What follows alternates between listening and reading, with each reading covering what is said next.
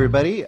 We are here with the co-directors and writers and animators and everybody in the upcoming movie for most people, but currently in the festival circuit, the Old Man movie, or Old Man the movie, or in Estonian, is it Vanamehe? Vanamehe. Yeah, it's Vanamehe? close. All right, I tried. It's going to be one of many attempts of me saying names and things very badly, but hey, I live in America, so it's kind of par for the course, right?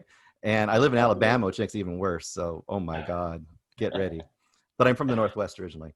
All right. So first of all, introduce yourselves and tell us a little bit about how you guys got together to make this movie.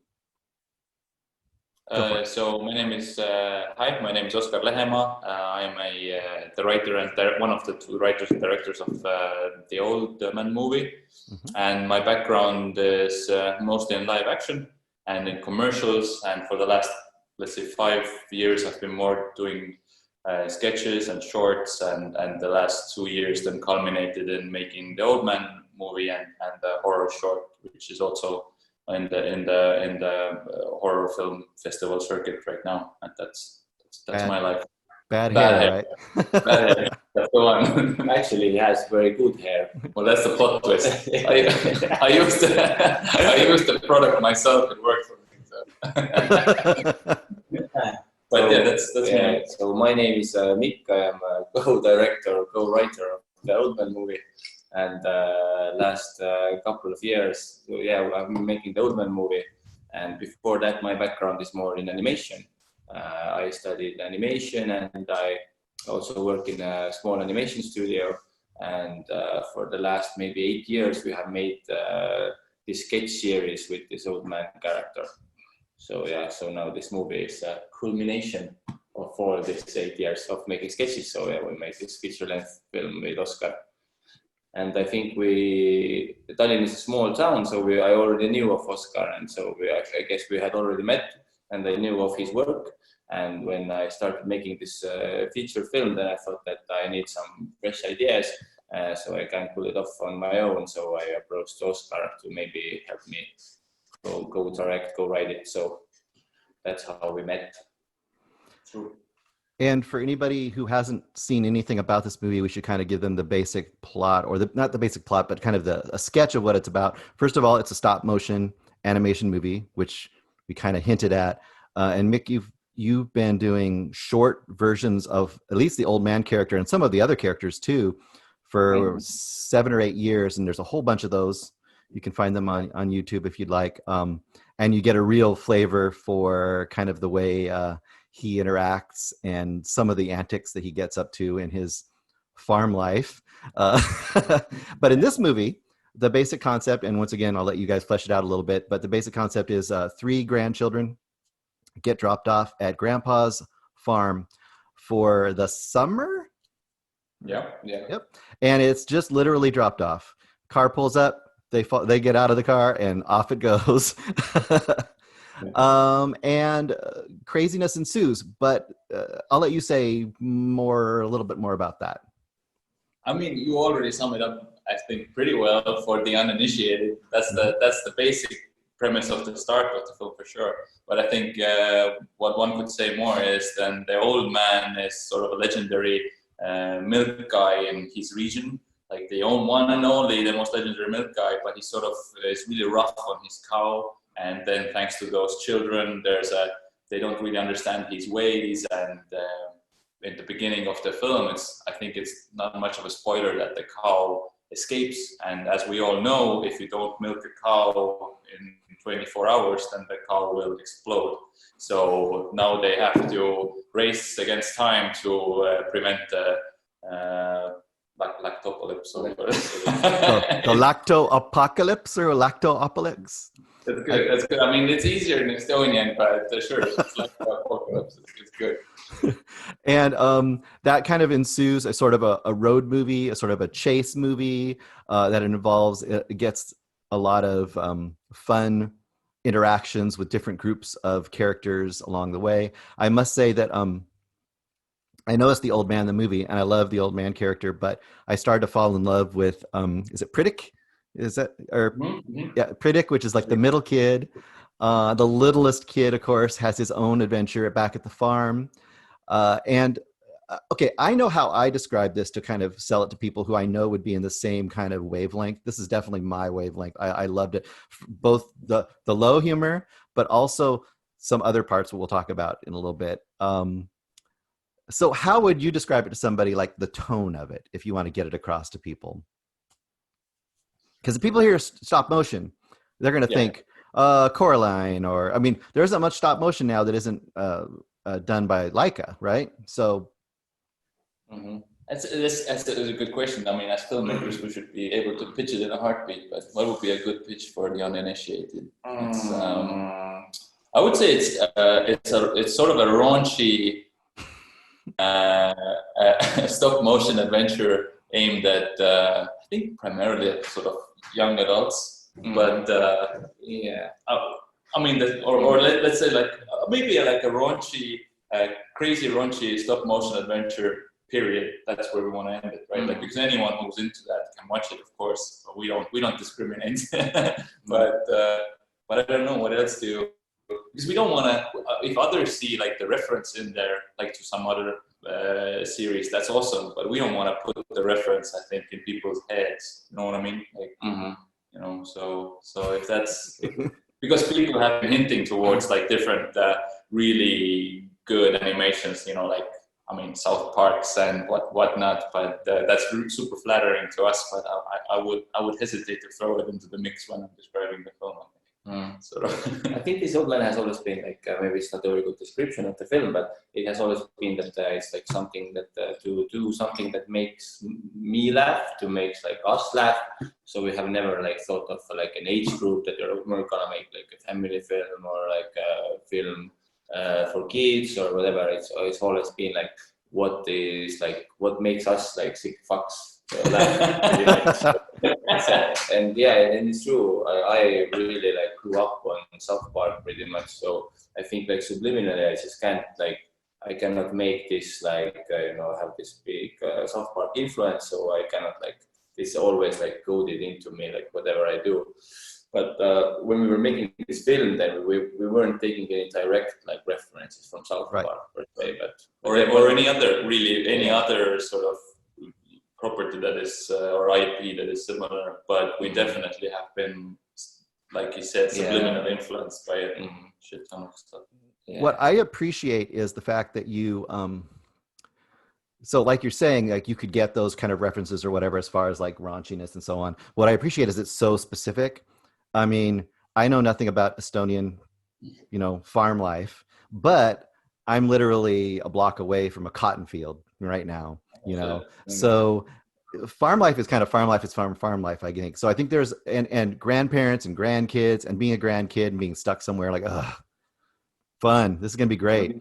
So I think there's a universality there as far as that goes, so that when you start piling on the absurdity, then it's just a matter of if the person kind of catches on to that tone and that sense of humor. Now, one of my friends who also is in a Fantastic Fest, I saw Fantastic Fest is where I saw this. My favorite movie from Fantastic Fest this year, by the way, was Old Man movie. Love it so much. He also mentioned that he thought the comic timing was excellent, and I agree. There's both physical comic timing and there's just kind of the snappiness of the way the interactions occur. And I assume part of that is just in how you animate it, but part of it's how you edit it as well and how it's written. I guess I don't have a question for you there. I just want to say it's awesome. Well, you can keep going. I mean, this is great. Like we're just gonna. So, and I'll throw references of South Park. Okay, that's kind of obvious. I'll throw on the couple that I had mentioned, and I don't know how you take this. It's not horror, but I appreciate that it has the kind of gonzo spirit that you get with like early Sam Raimi, early Peter Jackson. That kind of just it's not afraid to go crazy and it's not afraid to keep going crazy, but it also always hurdles forwards and it always keeps the story. And in this case, there isn't like, I wouldn't say a sweetness per se, but there's a love of the characters. like it's not mean spirited in a sense. I feel like you like the characters. That's important, I think, in a movie like this. Except for maybe Old Milker, and we'll have to talk about Old Milker. He's a okay. I mean, it's really, I have to say that it's really, I mean, we really, first of all, I mean, I really appreciate everything you're saying, and it's really cool. We just the other day discussed with Mick that it's really fascinating to see that, although, of course, like we said, I mean, I'm maybe contradicting myself a little bit because we did like I'd say most of the stuff is subliminal, but then some of the stuff, I mean, I love Sam Raimi's work. I love the Evil Dead series. I love especially early Peter Jackson. Everything you mentioned is, I also want to say it's not really like a coincidence because we like. No, I think Sam Raimi is like, you really like, Sam Raimi is like a direct like reference, like with some of the scenes. Absolutely. Like chainsaws and, we literally had like, you remember West, those like. We had like meetings with like the crew, like the puppet masters, the DOP sitting behind us, and I would put like the Evil Dead 2, like the Groovy Baby, you know, gearing up scene, you know, where he actually builds himself the hand and everything, like basically how to shoot that glorify like a chainsaw and how much the chainsaw becomes a character. And so this is all to say that I think we really appreciate you mentioning those references because these are all from filmmakers that we really love and enjoy. And I think either subconsciously in some cases, but definitely also consciously in other cases, we have weaved those things into the film for sure. Yeah, the Evil Dead, Sam Raimi is like really on point. Like there's a really conscious reference. For sure. So interesting. I'm watching the interaction between you two and kind of figuring out how this goes. I think I have a feeling that Mick, you are the evil mastermind here, but a little quieter.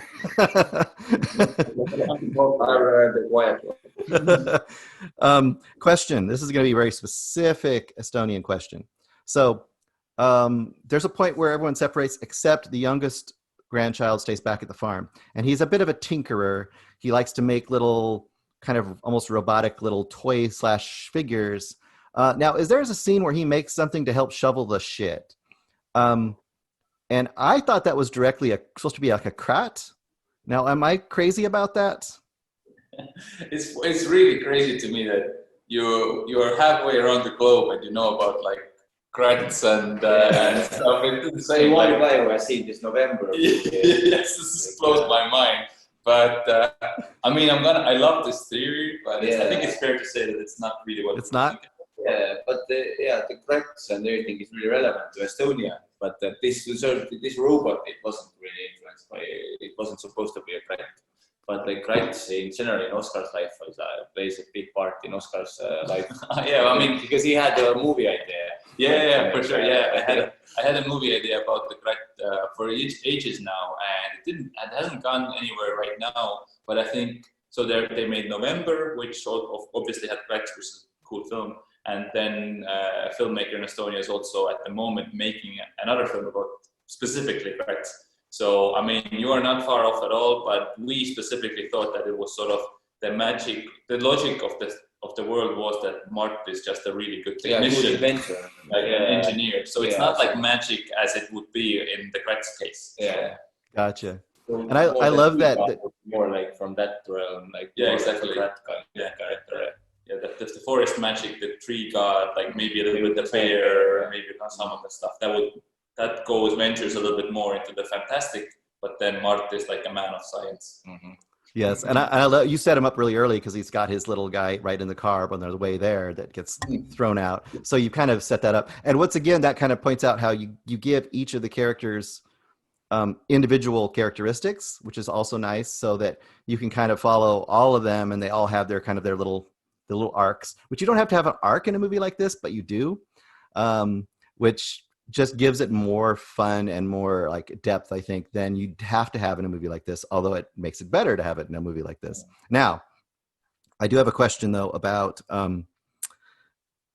there's a couple of things I was going to bring up. Old Milker. So we get a little prologue that kind of tells you a little bit about Old Milker. For anyone who hasn't seen the movie, Old Milker is the nemesis, I guess you'd say. He is going to try to get to the cow and kill it before it explodes, as opposed to, because a dead cow cannot explode. I think he says something to that effect. did you have any inspiration or kind of where did Old Milker come? And watched a lot of your animation. I don't remember seeing Old Milker in any of the old animation. Is he new to this, and where did he come from? I think the idea though for Old Milker, it was really like, how do you say, like fluid or something. It's just like it just like happened a little bit. I think it was like if I'm remembering correctly, it was a little bit like a series of ideas. Okay, yeah, of course he has a cow, the cow escapes, of course the other, it explodes. So what if, like, I think maybe there was some like X-Men like reference or something. What if the explosion changes him? Okay, maybe it's like, you know, so I think it was just like a series of ideas. And so, yeah. I think it also came from a place that we knew early on that Old Man needs like some kind of antagonist, right? Like you need like a force to push back. And I think like the one of maybe it was also an X-Men reference, but of course it was a lot a Watchmen reference also, like the Dr. Manhattan being created and that stuff. So, but yeah, I think, and it was actually, I mean, for us, it was all. Why I really enjoy you mentioning those moments is that there is none of those things are like sort of by accident. We put a lot of work. Actually, it's a really like sort of wild film, hopefully, and you don't think about those things, but we actually put like a lot of thought into the arcs, even if they're really small, and also into the character of that Old Milker, because I think it was really close to locking the edit when we still had the discussions like, okay, but what is the Old Milker's, what's his motivation? What's his motivation, and why is he doing this? Does he have like PTSD, and what's the dynamic of this character? And it was like pretty intense, like creating this guy. Even though the world is so silly, there's still, we try to find some kind of internal logic. I think on the one hand, it was like, okay, we came up with this idea, okay, he's made totally of the milk because like he stands so close to the explosion. Yeah, oh my God, yeah, it's so great idea. But then when you start making this film, so like if you have so many like wild ideas, like a giant bear, like a bear ass, like, you know, then we're getting to that. Don't get ahead of yourself. We're gonna lose the audience if we don't, like, we have to ground it a little bit. Okay, it has to, like, it's so, everything is so crazy, but it has to have some kind of like logic behind it, if you know what I mean. It's like every next scene is just like, okay, then he's made of milk, and you know, then he explodes, and then the bear comes, and then it's like you after 15 minutes you're too tired. So yes, I think so. Yeah, all those backstories and stuff were to sort of give some kind of internal logic or drive to the thing, so you wouldn't, so the audience wouldn't explode like a cow. So that was the. So talking about grounding it. So, and I agree. I think that so the human path. You got the grandkids and the old man, and they're kind of and the cow. So the cow is probably the most. I mean, you make the cow, like, there's so much care put in the look of the cow to make it a very almost more realistic looking character than the faces of the actual guys. You know what I mean? So it's a lovable cow. So you are rooting for the cow to go and have this adventure and make it out okay. But even more grounded. So Old Milker goes and gathers up his posse, or his cronies, his crew of killers, and he finds these out of work. Are they wood workers? What I mean. Yeah, that's woodcutters. But one of my favorite moments of the whole movie is the moment where they're in the car, and the one guy has this moment of existential crisis or dread or whatever, and you just go into this internal path that he takes, and the whole thing like freezes for a moment with that. And that kind of thing, you had to have talked about leaving that in or having that in there, because I could see people telling you, oh, cut that, that's not important to the story. But no, it's so important. It's so good. It's again crazy that you mentioned it, and I again really appreciate you saying that, because it's, I mean, we had, to be fair, we had, I think, a lot of liberty in making this film. Like, no one would take anything away from us per se. But we didn't have like we didn't have anyone like standing above us saying, okay, it's like as a producer or a financier, you have to like this or that. So we didn't have that. But so we didn't have like Walt Disney looking over our shoulders or something. But it's absolutely true what you say, that people, you know, it was a question about we ourselves. I think we were talking about like the about the pacing of it, like because it is such a, and we originally wanted to have more of that type of thing in there, and for different reasons we sort of had to cut it down, and then we thought like, okay, if we cut the other ones, should we cut this one? And just also from a very pragmatic point of view, we didn't have a lot of time to shoot this film, so it was also like this scene that you're referencing takes a lot of time because it's a huge chunk of animation, and even though the animation is quite stylized and quite sort of simple, it still takes a lot of time. So it's always like, okay, do we leave that bit that only we laugh at, do we leave that in, or should we just cut it, and should we go for the other one, should we try for it, and we had a lot of those discussions, so we're really happy to hear you like that. We had like every like the woodworker had his own like moment like that, but in the end we only managed to like make this one. But you hinted at it in the sense that it that by getting that one, you kind of emblemize, that they all have their own little stories too. And the fact that the whole time they're kind of keep saying things like, oh, it's a job, or gotta have a job, or so they're kind of a reluctant crew. So by giving that one his special moment, it kind of, I think, accentuates that. And it almost harkens back, I just thought of this, but it reminds me of in one of the Austin Powers, where there's that, I don't know how long it's been since you've seen one of those, but there's one of the henchmen. The henchman of Dr. Evil is about to get rolled over with a steamroller. Really uncanny, like, I mean, how he picks up. I mean, it's crazy. Were you in the team, by the way? Were you already? Because it's really crazy. I mean, we had all those discussions. I think we referenced this Austin Powers moment as well. Well, we were making, we watched the reference, and for sure, we know what you mean. It was the first one. Yeah, I think Louis was like one of the main references. Like Louis has like a real knack of making like something unfunny, kind of funny, like something funny, and then like a whole episode where nothing really actually funny happens, So we were going for something like that. Yeah. So if nothing else, one person got it. Well, thank you, Bruce. We know that we have one guy in Alabama who gets our joke. Okay. I don't want to keep bugging you too much. I want to do a couple things here though, and then we can't talk about this without mentioning. Oh God, here it comes. Jakob Krem. Jakob Krem. Who is the lead singer of Terminator? Now, I saw this character. So I've been saying this in my reviews, so I'm not spoiling it. You can decide if you want to spoil it or not. But there's a moment that's sort of like Jonah and the Whale in this movie, where a character is stuck inside a large creature. We'll leave it at that. But in that creature is what I thought when I saw it was an Axl Rose version of Axl Rose, but I was like, well, he's not talking like Axl Rose. And then he has a whole song that he does that sounds like a real song. I was surprised it was so good. So my question is, so this is a known band, sounds like a very popular band. I don't have any history with Terminator. Probably no one in the West does. And I was actually mentioning that I was playing the song Carmen on the way to school with my kid the other day to embarrass him.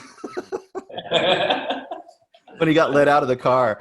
Carmen was blasting in Alabama as he was let out of a car at a high school. So just so you know, that occurred. Oh my God. Jakob Krem would love it, by the way. Yeah. Story. If we see him, we'll tell him. So I get the feeling, and you could tell me, is it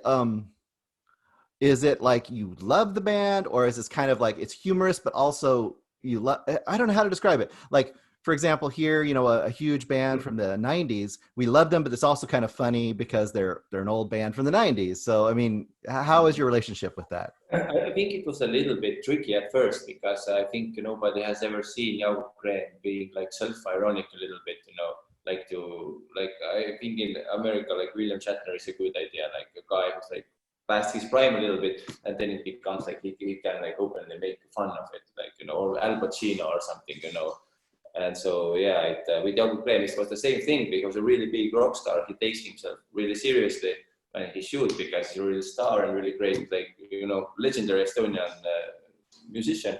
But time has passed, like maybe his glory days have been like more in the 90s and the early 2000s.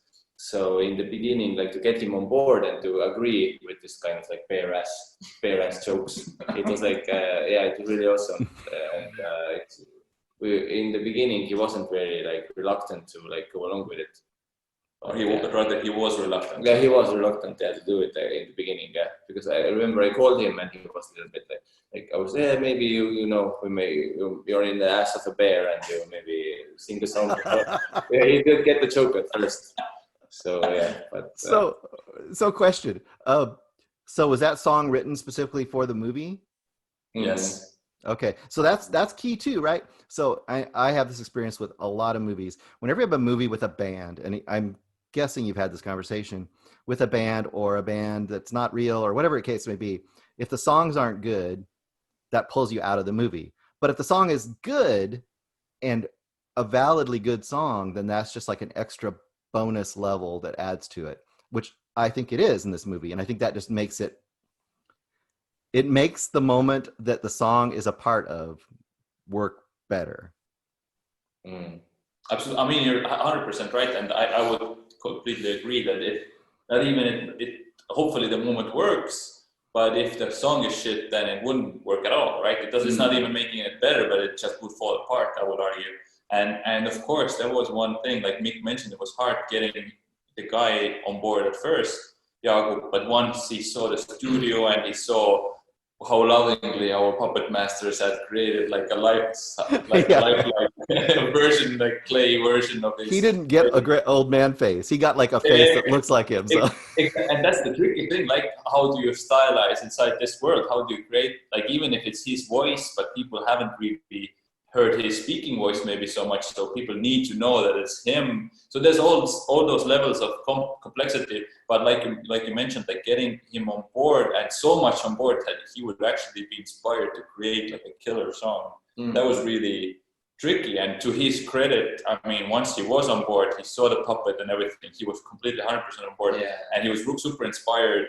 I do remember we wrote him like as an input to what the song could be about. We wrote him like a paragraph about like being stuck in a place that what the song could reference. And I mean, it's crazy to think that this paragraph is somehow managed to turn into, I think, one of the best Terminator songs in the last 15 years or something. Yeah. You just have to be sure that you're taking this bear ass thing seriously. Well, you have to. It could be deadly. Like professional, So once he saw that we were like a professional bear ass people, then they're like, okay, I'll do the music and acting and everything. Only a couple more things, and I don't want to take too much of your time, but so a couple other sequences. We were not going to go into depth on them, but there's a hipster, I don't know what you'd call it, hipster music festival out in the woods. I don't know if you call them hipsters or what you'd call them, but yeah, I definitely felt this is an amazingly funny sequence. The way that they encounter the cow and how they treat the cow is really, really funny. I also, boy, I don't know how to describe it. The obliviousness they had when things started going awry, I thought was very, very, very awesome. Did you have a specific festival you were thinking of, or how did this become part of the story for you? Actually, I think we did have kind of like, not maybe like one specific, but in Estonia there has been like this resurgence of this hipster summer music festival. So I think there are 100 different, and they all look the same pretty much. So I think we were a little bit like making fun of this. Like in Estonia, we have this like hipster community, a little bit like coming up or something. So yeah, so we were like riffing on that a little bit. It was a lot of fun also to, like, even though it wasn't one specific festival that we referenced, we sort of Googled and maybe, looked for pictures that we had made ourselves and whatever. So a lot of the visual references, like there is one festival which is a very similar stage in Estonia, and a lot of our puppet masters, again, like put a lot of effort into creating the characters and what they wear. So there's a lot of Estonian hipster scene in there for sure, yeah. And the one other scene, and then we'll kind of a couple little things at the end, but one other little scene, of course, you can't go without mentioning, there's a tree that plays a prominent role in this movie. I don't want to exactly say what happens other than it's kind of an old wise tree in the forest. I would just talk about, when we're talking about humor and timing, this would be, I guessing that you had a lot of conversation about how long to make that sequence go on. Because I feel this is one of those jokes, and you tell me, this is one of those jokes where it feels like it goes on just long enough that people start to go like, okay, this is long enough, but then you go longer to make it even funnier again. Am I wrong or am I wrong? No, you're exactly right. I mean, that's and I remember me. I think generally the dynamic also between me and Mick is I'm the scared one. I think that Mick is more courageous in the humor. So I think I was probably the voice who said like make it, and I edited it as well. And I was probably got scared of it at one moment and sort of cut it up like too short. And I think it was good. We actually pushed it. Most likely by your initiative, push it a little bit longer. And exactly, it has to go into the valley of uncomfortable, and then to crawl yourself up again into the funny valley or the funny cliff. I suppose that's true. Like you have to dare the people to keep getting back to the other point. Kind of in the same way that you do with the squeezing the pig for that joke. And I love how the kids become kind of the voice of reason sometimes, because even they're watching it, you have that kind of like look of their face, and then later on there's something that happens with the cow, and the kids go like, "Oh, no, that's gross. No, that's gross." And so you're giving people permission to laugh at it, because when they're thinking that, but then someone in the actual movie says that, they're like, okay, they're thinking it's too gross too, so I can have fun with it again. Which is kind of a constant, I think, battle you're going to have with this movie. I mean, obviously, for some people, it's not going to be for them. They'll get 15 minutes in and they'll be done. But because the audience is going to like this, like we said, South Park maybe, or like I said, Sam Raimi or Peter Jackson. Like if you can watch Meet the Feebles or Bad Taste yes. or Dead Alive or any of those movies, you're ready for a little more craziness. This is not that level of people. Don't worry. But it's also got some things that people don't like. Question, kind of off two things. One is, where are you guys on distribution? Have you got a buyer yet? Can you talk about it? I don't know. No, right? Like, I mean, we have a lot of interested parties, but we don't have like a distribution deal at the moment. So we need to get the word out, and they need to buy this damn thing right now. So sorry, they need to buy this thing right now. That's what I say. Yeah, sure. Everyone who's listening to this, on my wife. Yeah. I wish I had more listeners. I would definitely do what I could. Are you scheduled for more festivals coming up so people can actually go see this that haven't seen it yet? Yes, we have more festivals, but do you actually know it? I don't have the list on the top of my head, but it's really great that it's doing pretty well at the festivals. I think after the MSC and after we were accepted into like the Fantasia and Fantastic Fests now, I think we have dozens of festivals that is going to be played at. We were really lucky to also have done really well in Fantasia, and so we're really hoping that maybe in the States we get to have a few more screenings at least. That would be lovely. But I think so not to leave people completely dry after listening to this, I think if you find us via Googling the Old Man movie or Vanamehe film, if you can master that, then you will definitely find us on social media, and there's always we can update with what festivals we're playing at. So I will. You can tell me which links you most prefer to have, and I'll make sure and put them in there too. Put them into the comments, and then just kind of general questions. I always like to go out with. It doesn't have to be animation. It could be whatever. I like to kind of hear like what movies like were super or continue to be super inspirational to each of you, and just I'll give you my quick little history, and then you do it. So as far as stop motion animation, my favorite movie till I was about 10 was Jason and the Argonauts. I watched all of Harryhausen. Then I, went up from there, but I always loved stop motion when it was thrown into things. But I like a lot of other kind of movies too. So just tell me movies, something that just really inspires you. It could be serious, funny, whatever. I just watched the Runaway Train. It's one of my favorites. Really? Yeah. I think you watched it when we Yeah. were making the film as well, right? Yeah. Runaway Train. And also The Thing by John Carpenter is one of my like favorites, go-to movies. From puppet animation, it's like my puppet animation. I like my really mainstream things. I think this Robot Chicken series has been quite influential for me. So yeah, and maybe Dead Man by Jim Jarmusch is like one of the like childhood like great experiences. Dead Man by Jim Jarmusch. Yeah. Okay. You can't see it because it's up there, but I have a full size. I know. I know you're it is. But and also Uzumaki by Junji. Yes, Uzumaki. Oh yeah, you can just look at all my silliness. Midsommar, Suspiria, Wicker Man, lots of little figures. You know, I have some Starship Troopers figures. I made You my have your own. like cave there. You have like a all decked out studio. Yeah, I got the bear in the cage that me and my kid made for Midsummer because you couldn't buy the bear in the cage. So there's our bear connection. How about for you, Oskar?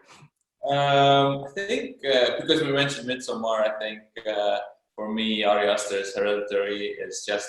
I think in the last, let's say, 5 years, this is the film I've watched the most times. I think maybe 10 times now. I just love to watch it with a new audience and show it to people, and that's like in terms of horror, that's probably my sort of peak experience in the last few years. But in my childhood, I think the film that shook me the most that I remember, after which I probably had some inkling that I want to do this type of thing, was The Matrix. I remember everything about that screening, where I sat in the cinema, who sat next to me. I remember the kid who started crying she was like 7 years old, and I don't know what she was doing watching this fucking film. But when Neo gets implanted with the little parasite thing, oh yeah, I started crying. I remember everything from that screening. Just blew my mind completely to shreds. So I love that film. And I think in terms of stop motion, I also remember watching the first Wallace and Gromit, which is of course all those references are super mainstream. By the way, I'm very aware of this. Painfully mainstream. I love all kinds of films, but the main references tend to be quite mainstream. So when Wallace and Gromit first went to the moon, that just also completely blew my mind. Oh yeah, like the stove that didn't speak and just was the antagonist in that the first short. And the chicken feathers, whatever he was, that little the Penguin, the penguin chicken. I think that was the trousers. The wrong trousers. Wrong trousers. That was the second, right? The first one they went to the moon. Yeah. To make some cheese, right? So that was brilliant. That was just so good. I mean, all of Wallace and Gromit, all of Artman, of course, is like right up there. So. Oh yeah, really good stuff. That's a long list. So last but not least, I had mentioned to Mikk that I would mention my Nirvana connection, since you had your Nirvana shirts on. Not that it really matters to this interview, because everyone who knows me has probably heard it a million times, but I used to live in the Pacific Northwest for most of my youth. Went to tons of concerts back in the early to mid 80s back there. And My Terrible Band, which I don't know if you can see, there's a flyer right there. Barely can see it. Yeah. Soylent Green. That's a good film reference, by the way. That was your band name, Soylent Green? All of my band names were like names of movies, like Soylent Green, Vampire Circus. It's an old Hammer movie if you've never seen it. You're all in. Oh my God. So Soylent Green, but we played the first paying show that Nirvana ever played. Before they were called Nirvana, they were called Skid Row, and they had a bunch of names that first year, like 1987. So that's my little claim to fame. That, and I used to hang out with the Melvins all the time, if you know who the Melvins are. Yeah.